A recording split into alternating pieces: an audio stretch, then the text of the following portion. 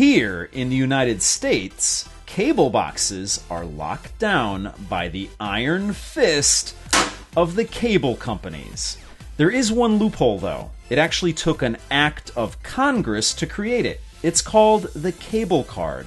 This small card allows you to make your own DVR or use a third-party one like a TiVo. Currently, the Federal Communications Commission, or FCC, is trying to unlock the box. They even created the hashtag UnlockTheBox. The goal is to allow third parties to easily make cable boxes without the need of a cable card. The idea is that this will foster innovation in the space. Personally, I think this is the right idea. Now, the bad news is that it's going to take some time for all of this to shake out. The good news, however, is that you can actually make your own DVR right now. You just need a desire to tinker, some free time, and the know-how to do it. I'm going to help you with the latter by giving you an overview right now. Now, I've published 30 separate videos on setting up your own DVR. It's an in-depth series that you can access by clicking on the link at the end of this video. You can also find that same playlist by clicking on the card in the upper right-hand corner of this video. I urge you to check out this series because it should answer many of the questions you might have after watching this video. So let's go over the basics. Now, some of this is only going to apply to you if you live in the United States. However, if you live outside of the United States, this should still help you out. Your cable signal comes into your house through one of these coaxial cables. The signal coming over this cable needs to be decrypted, so you're going to need a cable card TV tuner.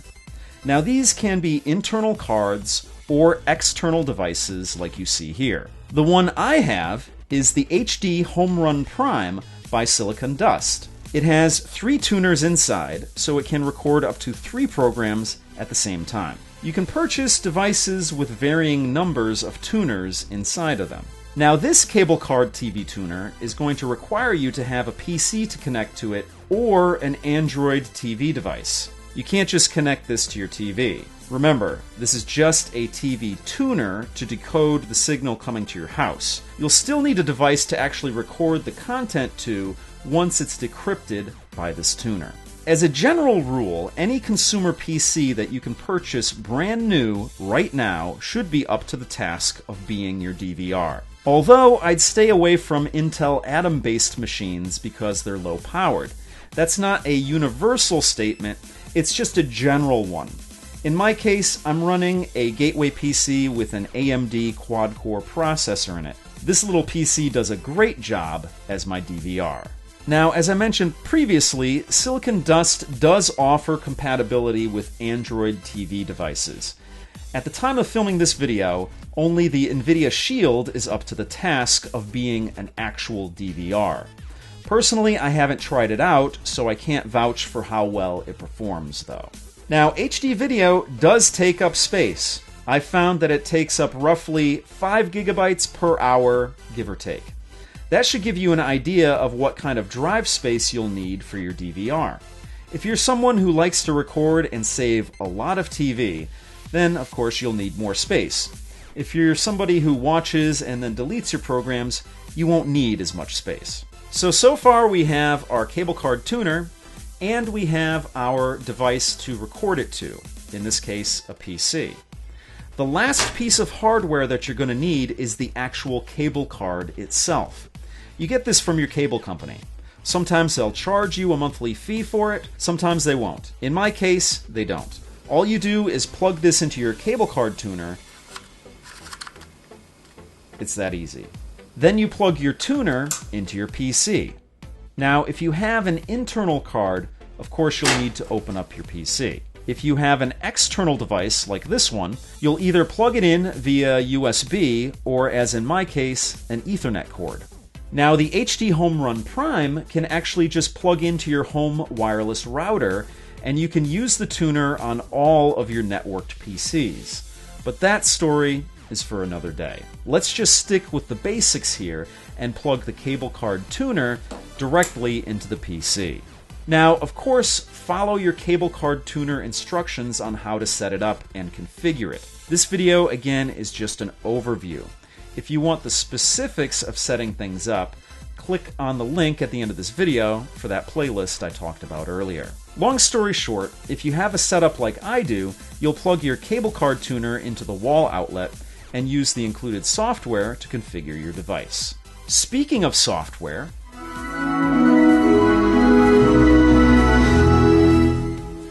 you're going to have to choose what DVR software you want to use. Now, there are a lot of great Linux options out there. However, I use Windows, and I do get some flack for it because my channel here is very Linux friendly. There is a good reason for it, though. Trust me. Here in the United States, certain TV channels use digital rights management, or DRM, called Copy Once. Basically, Copy Once allows you to record shows from channels that use that DRM, but only if you have a Copy Once compliant DVR or DVR software. Windows Media Center is the only Copy Once compliant software that you can put on your PC. Now, since AMC and HBO are channels that use that Copy Once DRM, I'm forced to use Windows Media Center because I watch The Walking Dead on AMC and Game of Thrones on HBO. Now, it's important to note that Windows Media Center is no longer supported by Microsoft. However, if you're running a full version of Windows Vista or Windows 7, you already have it on your PC. Windows Media Center is available for Windows 8, but only as a paid upgrade. Unfortunately, if you're running Windows 10, you'll need another option other than Windows Media Center to record and organize your programs. So we have our hardware in place, and we have our software in place. All we need to do now is just configure everything. This generally is an easy process. You can check out how I configured my setup by watching the Making Your Own DVR playlist that I referenced several times. Again, a link for that playlist can be found at the end of this video or by clicking in the upper right-hand corner of this video. So once you've completed all of these steps, congratulate yourself because you've successfully created your own DVR. You can now record all the programs you want and watch them back whenever you'd like, commercial-free. You no longer have to rent a DVR from your cable company, and your cable bill should shrink at least a little bit. So in conclusion, is it worth it in this day and age to make your own DVR? I mean, cord cutting is all the rage, right? Well, that depends on you and your viewing habits.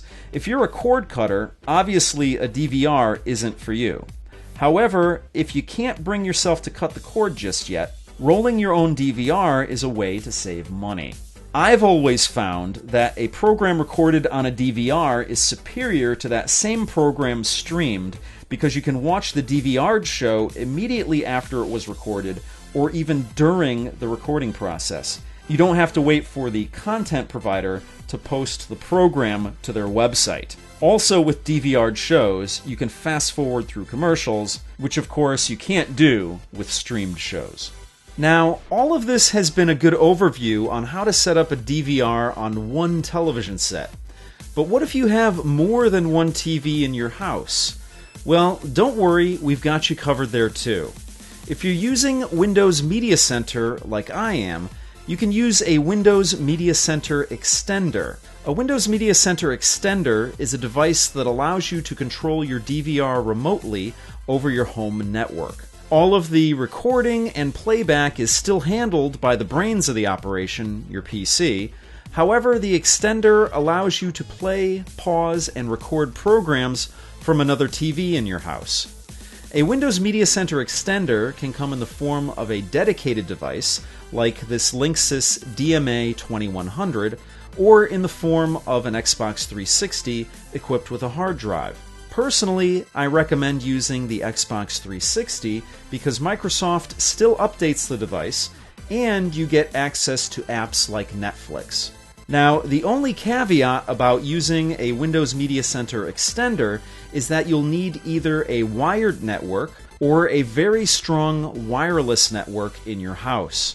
If you don't have either of these, you might encounter buffering issues while using the extender. In my case, I totally abandoned the onboard Wi-Fi on the extenders, and I used a 5 GHz Netgear wireless bridge instead. The model number on this one is WNHDE111. So all of this is if you're using Windows. But what if your DVR software of choice runs on Linux? Well, in that case, you can use multiple PCs attached to different televisions in your house. Remember earlier in this video when I said that you could connect the HD Home Run Prime directly to your home wireless router? Well, that's what you do in the Linux scenario. Now, the last piece of the puzzle when building your own DVR is a good way to control it. I definitely recommend getting a Windows Media Center remote and a wireless keyboard. You can find many remotes on eBay for a very good price. As for the keyboard, I'd personally recommend this Logitech K400 Plus. I think it offers you the best bang for your buck. So that's going to do it for this video. I'd love to hear what you guys think. Did you create your own DVR? If so, what software did you use? As always, if you have any questions, please post them down below. If you like what you see, please subscribe. And if you want to help out this channel, you can give me a thumbs up, you can share this video on your favorite social media, you could leave me a tip on my YouTube page, or you could actually join my Patreon, all of which is greatly appreciated. So thank you so much for watching, and I'll see you guys next time.